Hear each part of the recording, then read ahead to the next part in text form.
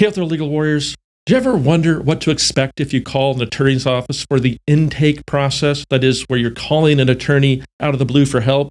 It's easier to be able to make that call, which is so difficult, if you have some idea what to expect. So in this video, I'm going to cover what you should typically expect as part of an intake process when you're looking for legal help. If you're interested in this area of the law, stay tuned. This is the video for you.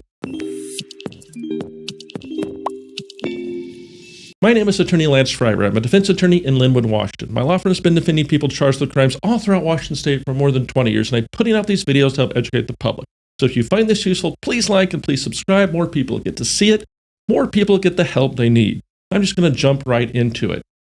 It's pretty scary to have to call an attorney. I've only ever called an attorney for my own self probably once, and I was still like, I'm an attorney, and I'm a little nervous and didn't know what to expect. And as you might guess, I can't speak for all law offices about what to expect, but I can give you some idea of what different intake processes look like and sort of how the stuff works. So let's say you find an attorney you want to talk to online. You find them online, a friend refers you. It could be about criminal law, could be about family law, could be about anything. And depending on the level of sophistication or successfulness of the firm, you may get different types of responses. You may call and just get a voicemail, right? That's probably a pretty bad sign if you're calling a law firm and just get a voicemail. That's a firm that may not really be so much on top of things, maybe a smaller firm, and you're probably going to call someone else before they get back to you. So that's hopefully something that you won't have to deal with. The second thing you might get is you may call, and if it's during business hours, you might get an answering service because this law firm has made the decision that they're going to have all their inbound calls routed to an answering service, which may be in the United States, it may not, it may be Ruby reception, it could be different levels of skill, but usually they're just going to take some basic information. They're not going to show you a lot of empathy.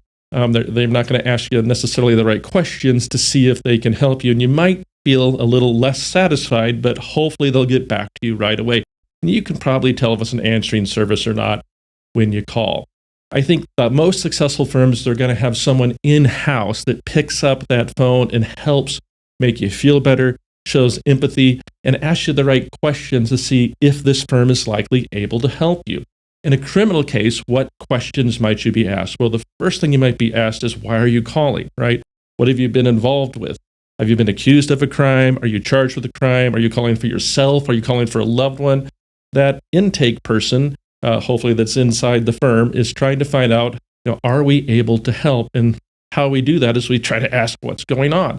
And so that's a confidential communication, typically, because you're reaching out to a firm. Think of it as confidential, so don't be too embarrassed to tell that person whatever it is you're dealing with, because I know you're probably under a lot of stress. What are some things they're going to ask you? Well, they're going to ask you, when did it happen? So try to know when the incident happened that you're calling about. They're going to ask where it happened, right? What is the jurisdiction? What county or city did it happen in? Because that law firm needs to make a decision. Are we able to help? Like my firm's in Lynnwood. If you're calling about a case in Spokane, I'm probably not able to help in Spokane because it's just such a long distance away. If you're calling from another state, I'm not legally allowed to help because at least my law firm only can practice law in Washington State. They're also going to ask, is it you involved? Is it someone else involved? They're going to ask, do you have a court date? They may ask what police officers told you about a court date. And one of the most important things that would be helpful for you to know in this intake process when you're making that first call is, what is the law enforcement agency involved?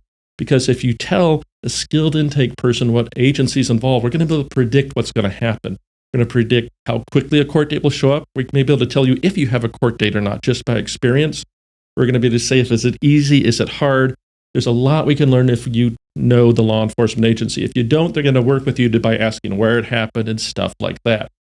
So that typically that intake person is not going to try to agree to take your case over the phone.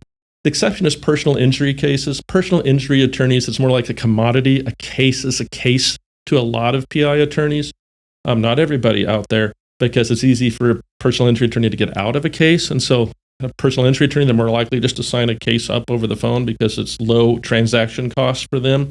But for criminal, family law, other types of attorneys, typically they're going to set you an appointment with whoever does consultations in that office.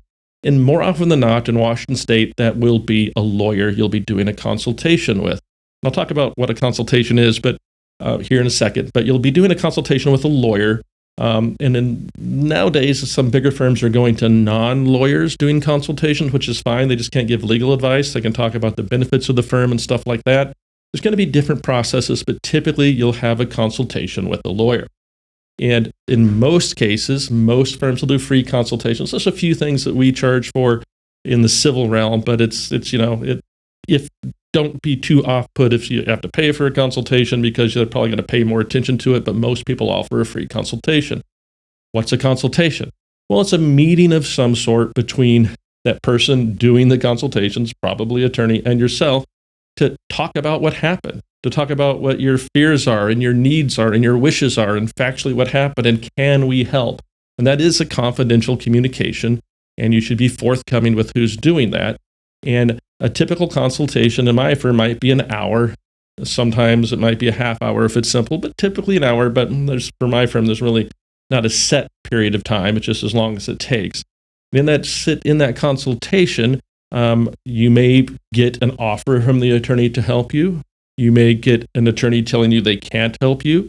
You may get an attorney referring you to someone who they think is better suited. Or you may get, I'll think about it as the attorney.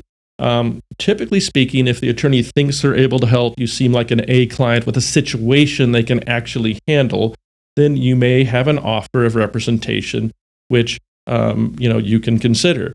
Word to the wise, if you want to hire this firm and they seem like there's someone that can help you, I'll think about it usually isn't the best idea, because there's other people that are calling a popular firm. You're allowed to think about it at your case. You're allowed to talk to as many people as you want, but realize that at least the most powerful firms that are under the most demand, sometimes it's like death by 1,000 cuts. If we get really involved in talking to you and really passionate about learning about you, and then we'll think about it, it's like, well, then we'll think about it too, right? So just keep that in mind, because scarcity is a real thing, given all the backlogs of cases in any service industry, especially in all types of legal services, especially family law and criminal defense. So let's say that consultation that you do hire a law firm, what should you expect? You'd expect to be signing a fee agreement, making a down payment, possibly be putting on a payment plan, however that firm works. And then you'd be expecting to get some follow-up communication from them about, what they need from you next, and what, you should expect from us, both ways, as the case goes forward. So let's say you don't sign up with the law firm, or they want you to work with them, they're willing to at least, and you don't sign up. Well, you could expect hopefully some type of follow-up communication from the law firm about whether or not you made a decision or the other questions.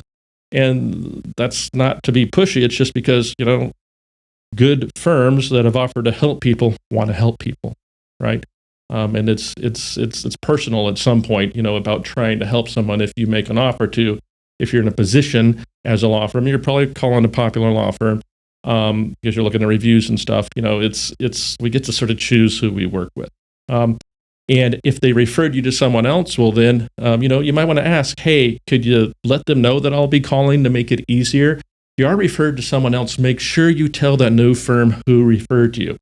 Now, except in personal injury cases, I think there are referral fees for them, but in these other areas of practice, you don't typically see referral fees. We don't get anything for referring you to someone except some peace of mind, knowing there might be someone better suited than we are. There's plenty of cases that we could do, okay?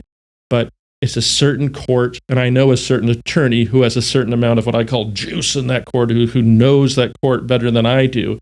And I might refer, if the case is so serious, we might refer from us to them because we think they might be more likely to get you the results you need. And so if you get a referral, take it seriously and make sure to tell the new firm who referred you, because you're more likely to get in the door.